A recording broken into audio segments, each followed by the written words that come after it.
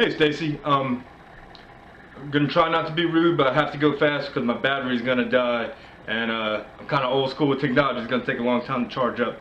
Um, Always write down a few notes, and I think you did a great job at one, explaining your strategy and then modeling your strategy. I think modeling is the most important part for students.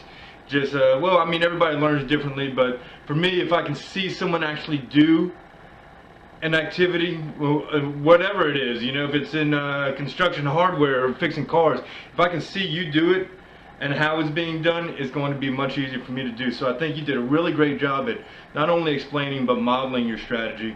In modeling the strategy, whenever you would pause in a reading to show your think aloud, you'd always use words like, I wonder this, I think that, and I think those are keywords that you know, kind of spark in a student's mind, like, oh, I need to think and wonder about what I'm reading, which is really great because that's what reading's supposed to do. It's supposed to make you think. It's supposed to make you wonder, and especially poems. And the poem you chose is a favorite of mine. It's really good. So I think the poem works great for this this strategy in modeling your thinking process, because it can poems can be interpreted in so many different ways, and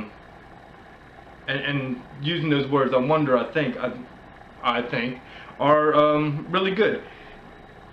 In doing so, you what did I write here?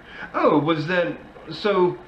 Towards the end, you are instilling a life lesson, which I think is really great and really important in any lesson. That and I'm going to quote down exactly what you wrote in the last slide, was that sometimes the hard road is the best way to go. And it's so true. It is sometimes the best, although it is not easy.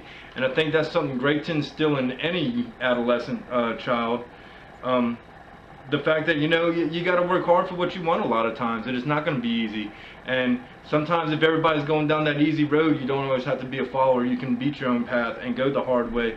And I think that's really good. And with that, you're instilling that life lesson, but I think through your think aloud and explaining that, you're also attaching this poem, which can be hard to understand sometimes for students.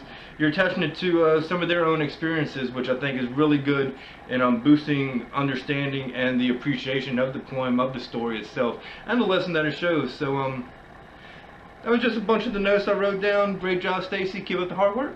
Later.